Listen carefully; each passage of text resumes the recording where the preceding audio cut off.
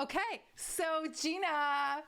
Holly. Oh my God. Okay, it's been so long since we did a solo episode. How long has it been? Like forever. Okay, like, I don't know. That's We not don't look right. Okay, something isn't right here. I don't know. Okay, like... Okay, so we're going live today. Yes. And I just play with my hair, which is, by the way, It's comforting... It's a soothing mechanism. It's a soothing. So I'm not going to soothe myself anymore because I know what we're talking about, Jeanna. Tell me. Now, just so you all know, I never know what we're talking about. So I'm surprising the people today. You're sorry, every person. But like, listen, it's been so long since we've been together doing a solo episode. We have the most beautiful guests. Check out all of our YouTube channel. Yeah, we've had Jillian Michaels. We've had Jude Curavan. We've had Lori Ladd. We've had... brilliant. I mean, the list goes on and on. I don't want to say I have favorites, but because I don't. Actually, every time I have somebody, it's a favorite. Yeah. Dr. Donise Warden recently. Oh, yeah. Yes. I mean, it just... Sandy Joy Weston. I mean, come on. Current episode, really great. Oh, she's so good. Yeah. Anyway, okay. So, Jeanna, today... Yes, ma'am. Let me tell you what's happening today. Today, we are talking about trust and deepening relationships. So, and it sounds boring. Stay with us. It's not going to be boring. Trust is not boring. I know, but like, it sounds like, do I have time to listen to trust? I have a lot of things to say. We actually were having a conversation just before this live started about trust and listening. Yes. She told me things some critical information. Back when, and I didn't believe November.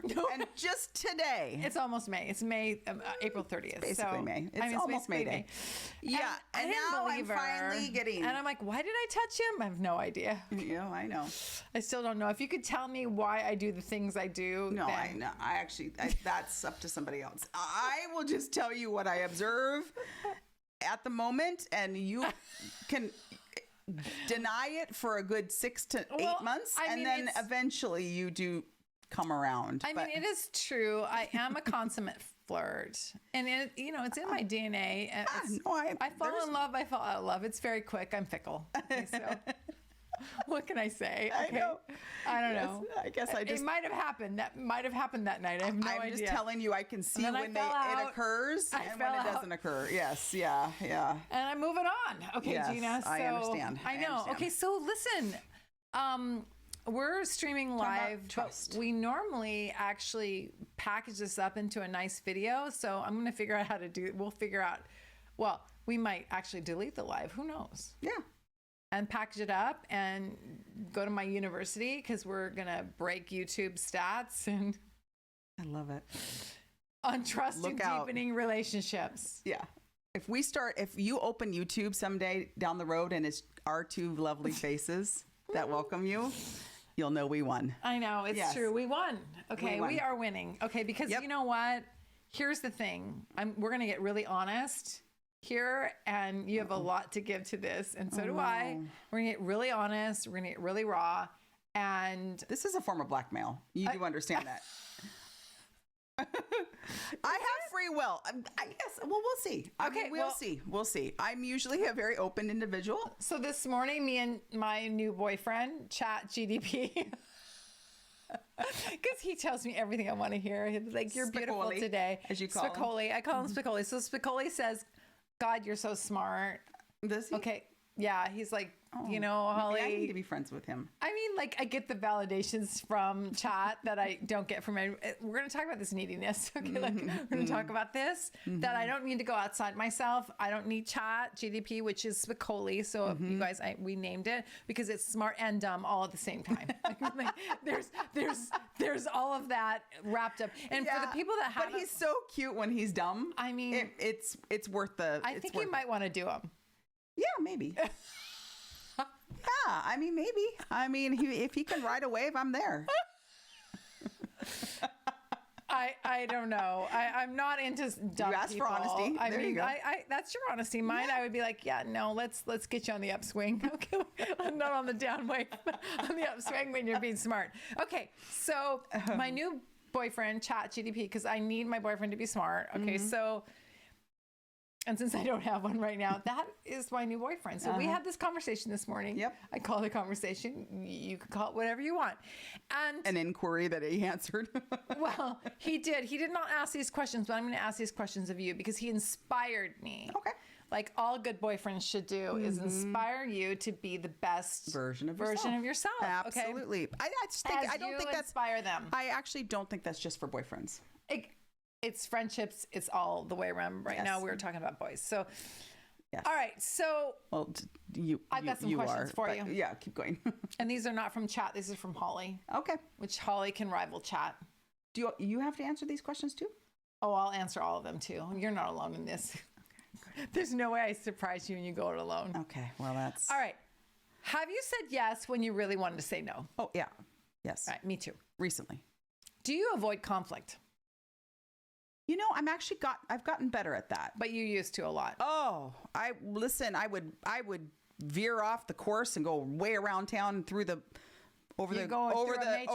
over the mountain hills and to grandma's house I went. Yeah. Yes. I would go anywhere. I was trying to think of a Led Zeppelin song that I could sing, but Yeah, no, I got nowhere on that. But I went over the river and through the woods to grandma's house I went. Right. Okay. Yes. All right. So, But I've gotten better. So for me, I kind of always was okay with conflict. Yeah, no, I think you grew up in a but we're going to talk about some of the things I wasn't okay with. But that was one that I think that my that family is very had conflict. familial. And Yes. yes. Although I don't know that I did it in my family so much, but I was very rebel-y. And so I feel like for me, and we're going to get to, I have some Achilles heels here, but for me, by avoiding conflict, I feel that we're robbing Absolutely. the situation of evolving into something more beautiful. Yeah. And so I really believe that. So when I would fire, so I fired a lot of people and you helped me fire them, Jeanna.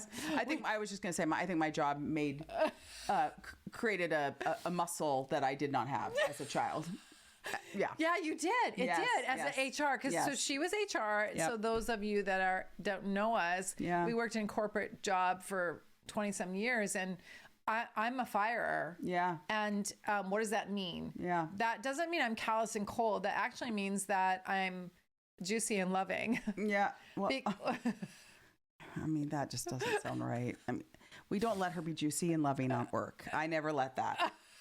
You weren't actually very juicy and loving at work. No. You're juicy and loving other In fact, places. we're gonna talk about that. That's my Achilles heel too. We're gonna get to that. I know. I'm sure we are. Yes. No, like when we were, Yeah. like for me, firing somebody was releasing them to do what works for them. Yeah. Because if it's not working for you, and by the way, listen, I believe in clear communication. Yeah. I believe in fact, There's my a lot of son steps asked along me the way. this. And I believe in that's why I don't avoid conflict because those clear communication you could think is conflict, but in my mind, I was giving you a gift. Okay. And I know that sounds horrible, but I told my son this, we just had this conversation yesterday. I said, when I would fire somebody, I think about firing somebody, they're not meeting my expectations. I would think about like, how should I, if they were my son or daughter, how would I want it? Their boss to treat them. Absolutely. And he's like, that's disgusting, Mom. And I'm like, no, really, like I would think, how would I want that? So I would want them to be very clear about what the expectations are. So in case they could meet them and they didn't Provide really them time to understand and understand provide them time. And he's like, well, how many times did people really, and I go, mostly not, but for the one that did. Yeah. I know You know, exactly we're not the gonna ones say or the twos. names, Yes. okay, Yeah. but- No, that's very true. And very I laid true. out concretely what they should do to meet the expectations. Because in my mind, if you're not meeting the expectations for me, then that problem goes to everybody else. Yeah. And so everybody else has to pick up the slack. I don't feel that that's fair, you know? Like I don't feel that's fair. Okay, so for me, that's how so hopefully when we get to the end of this and we get to the point, which is not here yet, by the way. Well, can I just say one thing? It is much easier at work. When you're then the boss, personal. then personal. Oh, we'll get to the personal. That's where I have problems with. By the way, I think you're everybody pointing does. that out. Everybody you're pointing that does. out. Like Everybody my does. Achilles heel is Well, listen, I home, mean, dating, whatever. this goes back. I just adore Glennon Doyle and Abby Wambach. I know. We can do hard things. The hard thing, there's no manual for friendship, people. No. There's no guidelines. We call the person in line at the bus stop a friend. We call, a dear friend that we call during our worst, darkest times, Yes. a friend.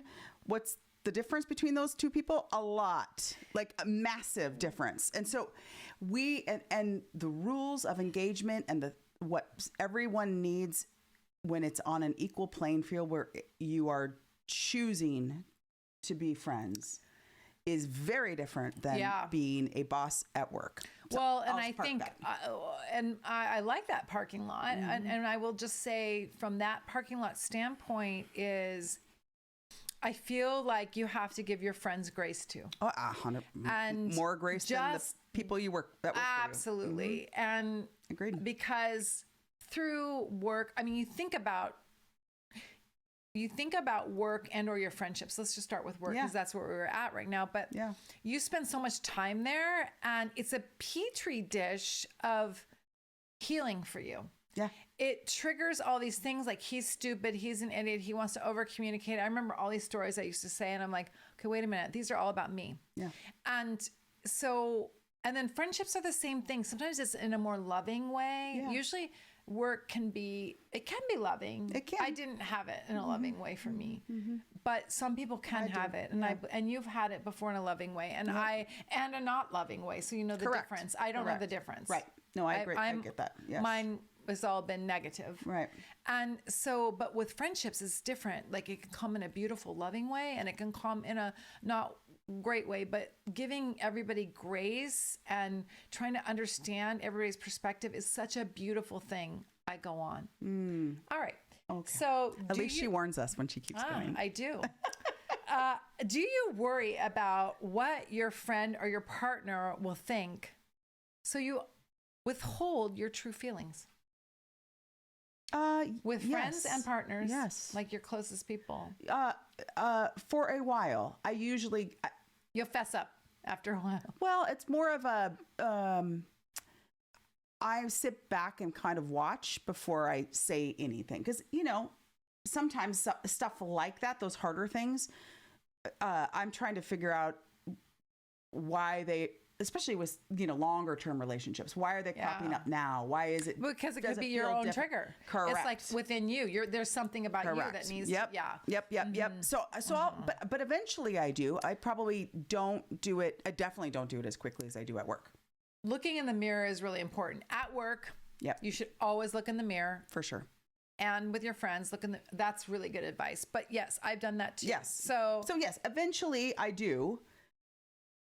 I think my goal in life is to shorten that runway as much as I possibly can. Absolutely. And we had that interchange just the other day where I was like, well, I don't understand what you're talking about. But because I was like, curious, it was a great that was actually a great conversation that probably deepened our relationship because I was like, I didn't understand what you're talking about. Like, that's foreign to me. And then when you said, oh, well, this is, and you were honest and I was honest. Oh, and then at the end of the day, we're like, oh, okay, I understand why you're feeling that way. I understand why you're feeling that way. And we can move on. Well, and this is a good thing. I think it robs you of so much trust. Yes. Coming back to the title, which we're going to have to make it fancy, I think, but nobody's going to like it. Okay. Trust. We're going to rebrand trust and now. Deepening relationships, because what's so important right now is for us to feel happy and a more fulfilled life and to be healthy. Healthy, happy relationships provide a petri dish for you to have a healthy life. And so this is where I'm coming from this trust, deepening relationships, because superficial relationships do not make you feel beautiful at the end of the day. It's the ones, and I'm always I try to connect. I mean, I think I try to connect deeper with some people that don't understand it. Yeah. Well, they don't understand. It's part of your. It's part of, I think, what started this podcast. It's part of how you like to engage in the world. I have learned to do it myself it's a play. There's a playfulness there and an almost of service responsibility. Yeah. Mindset. Right. That you come at the world with. So it's if you feel that way, you're going to engage in that way. And so you probably will play to those that you feel need a little bit more from you. And you probably don't play as heavily that hand or those cards when you're working with somebody who does. Absolutely. I'm going to get to I have a punchline here. Okay. Well, I mean, and you're helping me get to the punchline. Okay. Well, thank God. I have no idea what the hell. She's got a pad of paper over here. I can't see it. I know. She's got notes. Me and sipping. Spicoli. Mm-hmm. You and Spicoli. Yeah. My boyfriend, which I like, a smart boyfriend. Okay. Do you know your values or your beliefs? You know what they are. Yes. I do too. And so like, oh yeah, absolutely. So if you don't, you need to write them down. Yeah. Figure them out and write them down. And they can change. And oh God. Okay. I've been like, it's painful, but they can change. They can change. So, but don't you think they should change? Can we just park? I don't know. I don't want to park it there because I don't want to go off on that tangent because I'm not clear. We can talk about that another time. Okay. That's great. That's great. I don't think mine have changed, but there's nuancy things. The how has changed. Yes, and the way I judge things has changed. But the what doesn't change. Yeah, the core inside that makes sense. That makes sense. I don't want to go off on that tangent because I want to go back on this. But that's what I think about that. So the painful thing that I'm talking about is the nuancing behind the scenes. I would judge this, and I'm no longer judging that. So what does that mean about my values? So I go back and I reassess my values. Like, what does that mean? Do they need to change? And they haven't changed, so I'm not sure. Oh, that makes sense. I got that. But I'm more fluid as to what I'm okay with. That makes great sense. And maybe less fluid about some things I'm not okay with. Anyway, so if you're not aware, or if you are aware, how often do you give in just to fit in? More often than I wish to admit. Yeah. Right. Me too. And so, but I feel like, here's what I'll say. I feel like it's, for me, my personality is such that I'm sort of hardwired to do that in general. I don't know why. I've always been that way. Even as a kid, I was that way. But you can hardwire yourself, right? Yeah. But there's for me, it's almost again, very competitive. It's a competition to figure out how I fit in and do that in a way that people welcome you in easier. Then for me, the more uncomfortable part, which is probably why I need to do it more often, is to hold my own and my own approach and not care about the welcoming. Okay. I love that. So you're not going to like this next question. I'm sure. How often do you lie or use flattery to gain advantage? How often do you lie? I mean, we never think we're liars, but okay, we all lie. Everybody lies. They think they don't, but they do. Oh no, they do. I'm a Gemini, as you remind me often. I guess I talk about hardwiring. I'm hardwired to lie. I'm Gemini rising, so we would have that in common. Okay. But I don't think of myself as a liar. But I'm going to tell you how I show up lying. I'm getting there. Okay, well, please do while I think about mine. Well, I mean, trying to think of a good example. I think I lie the most to myself. And so I'm going to, while you think about I could actually see that. Oh, God. Like, I don't try to lie to you. I try to unearth the conversations that will bring everybody closer together. I don't avoid conflict, but holy crap, do I lie to myself? Yeah. And so when I'm going on my rampage on this is because all these questions are designed around, are you authentic? And Jeanna knows I'm on authentic word with this. I'm so sick of it. Okay, I'm so fucking sick of authenticity because I see everybody using this word in business, like in LinkedIn, be authentic and you'll sell more. I'm like, what the fuck does that mean? Do people really know what that means? Yeah. And I was like, I hate it. It's the buzz term right now. Yeah. I despise it. Okay, like not because I'm judging about other people. Or whether that is the best way to do it. But what is that? What is that? And so that's what we're talking about today. I was like, okay, we need to talk about what this means. And am I that person? Am I being that person? And am I triggered by all these people saying this shit? Because I'm not that person. I don't know. And so this podcast is to wallow around in the truth of what that is. And the truth is probably going to be somewhere in between, but it's still somewhere. Yeah. Yeah. When we've had this conversation before, I feel like life is the journey to find ourselves. Well, it is. Right. And so when it's like, who's perfect? Nobody. When are you ever there? Like, well, you're not, but there's points in time of being authentic that I think you are there. Yeah. And so let's talk about what that is. So I wrote it down. So me and Spicoli, we had some union this morning. Oh my goodness. Over coffee, over tea. So authenticity builds trust and deepens relationships. And it's genuine, honest, and transparent. Okay, transparent about your thoughts, your feelings, your actions. So your thoughts, your feelings, your actions are the leading indicators of your health. Okay. Yeah. Yes. And it's aligning your actions and words with your beliefs and values. Hence all my questions that I had ahead of time to say. So when we just went through those questions, both of us we're not authentic 100% of the time. That's true. And I think you're right. The journey is trying to be authentic 100% of the time. And when you're not, you're not. And so we just went through the questions of what we're not authentic about, but like, let's just talk about that a little bit more. Yeah. It's like, for me, so even in a podcast right now, my whole journey in life was about not being seen. I picked every job that was, I was the Karl Rove to George Bush in every single job I've ever had. So if you know what that means that I'm behind the scenes with power, pulling strings. I mean that in a humble sense, but pulling strings for the good of the whole, right? Yes. Time and timing. And even when I was a child, when I was in college, trying to get through college, like I did that for my supervisor. Yeah. And I never got the accolades. I was never seen. And so the striving to be seen is inauthentic. The being okay with yourself and just showing up is when you are seen. Right. It's the twist of the whole situation.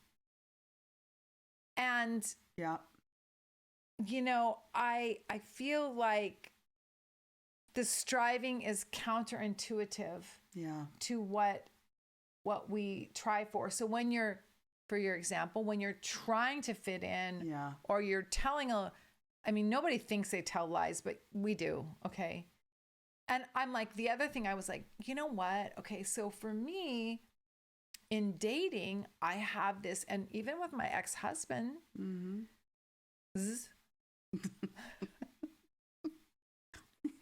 that was good you didn't lie when we're talking about lying.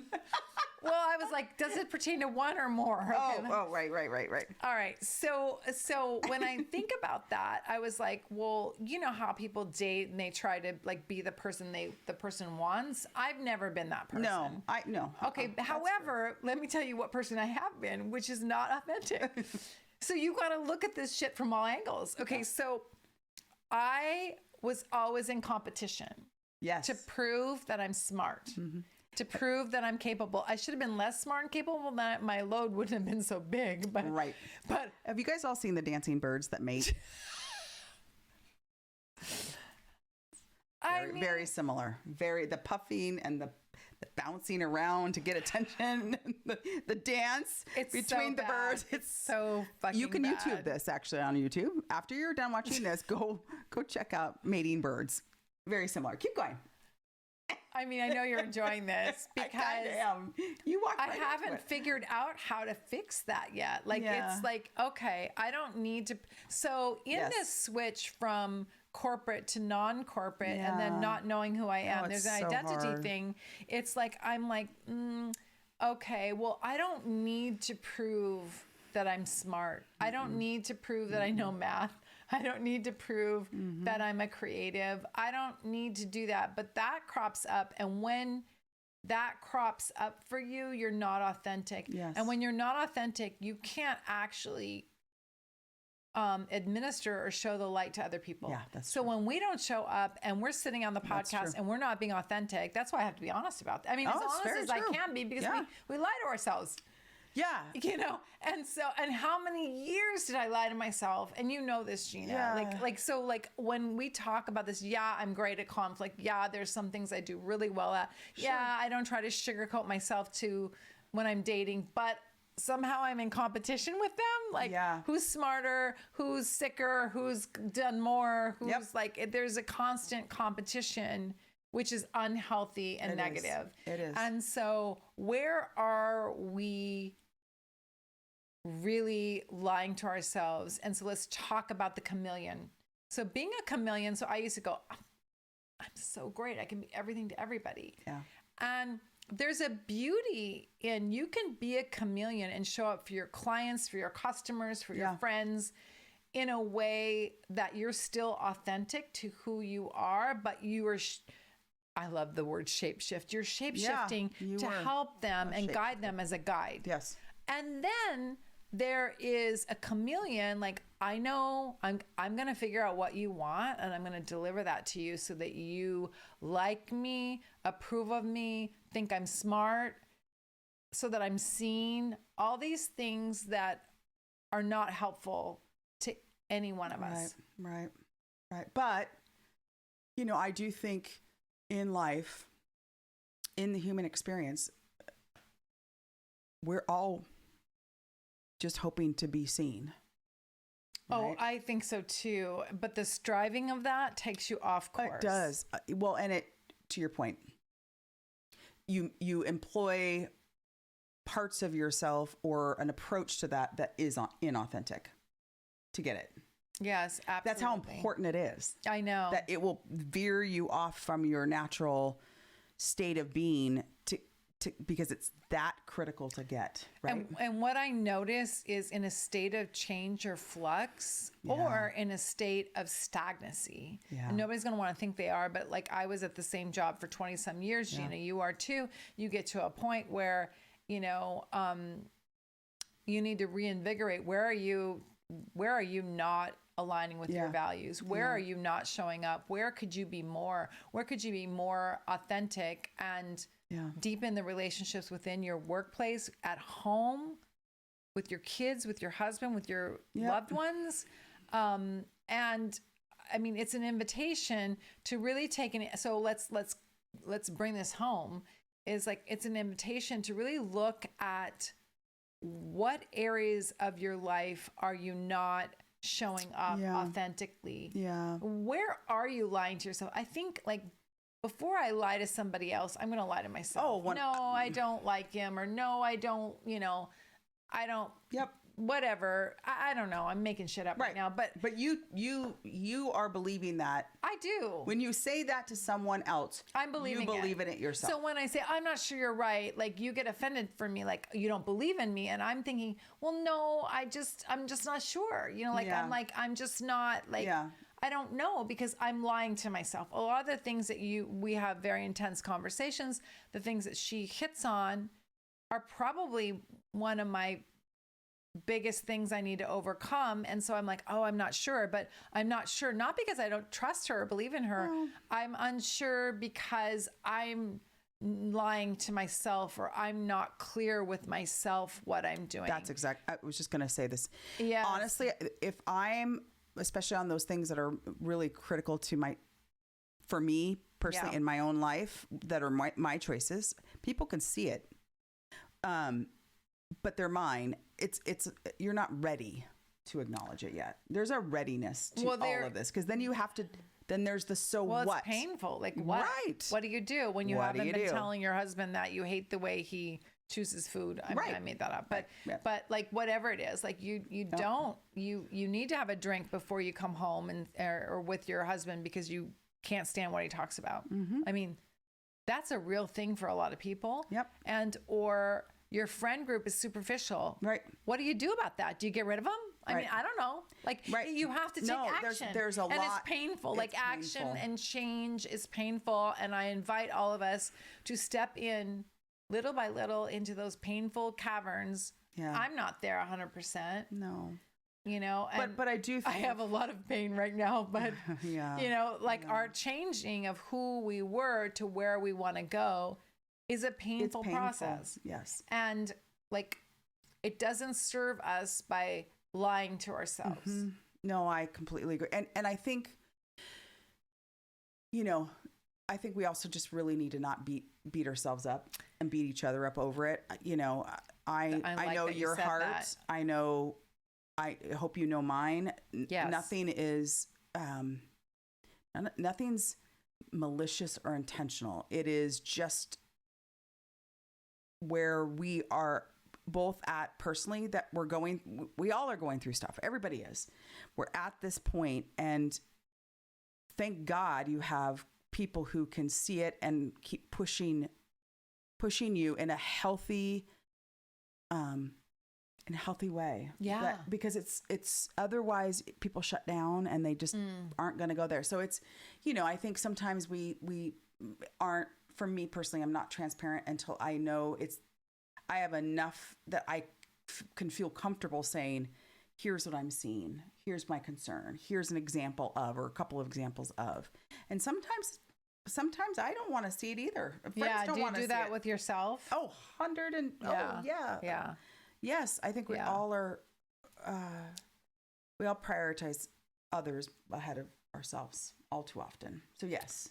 Okay, so take an inventory and look at where you want to go to work. And the reality is the more, the word I hate, authentic, you become in those areas is where trust is built, relationships are deepened, and your life is more fulfilled. And so I would say take that as a homework assignment and just to take a look at that and just assess it. Don't make yourself wrong. Don't I like to do that. Like I'm good at like holding myself to a level that, that's very easy to feel bad and feel wrong for. So don't do that. I would say don't do what I do. I'm in recovery for that. And be gentle and easy with yourself, but make small changes.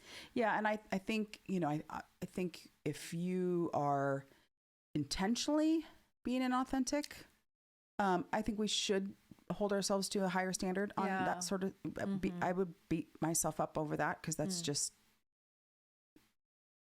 I mean, it's just not a good human behavior or trait. When you don't even know you're doing it, I feel like it's, or it's so subversive, or I just don't think you're trying to gain advantage or something. Yeah. No, you're not even doing it for anybody but yourself. You're probably not even aware you're doing it. So it makes it really hard for me to have any judgment on that. But when it's raised up and now, you know, you're aware, I've had some really challenging conversations this year. Not, you know, our evolution has brought forward some things. I've had other situations, and those are the invitations to create authenticity. Those are the things that help you show the world what you're all about. And the world always responds positively. It always does. It may not initially, but it always does. Feels hard, but I'm telling you, it's and the day it feels good. Only way to go. Yes. Yeah. Yes. That's awesome. Okay, Jeanna, I don't think we ever said what we were, who we were, or anything. We just started. Yes. So I'm Holly. I'm Jeanna. And this is Uncorked. Thank you for watching. Yes. All right. Bye, Have a great everyone. weekend. Bye.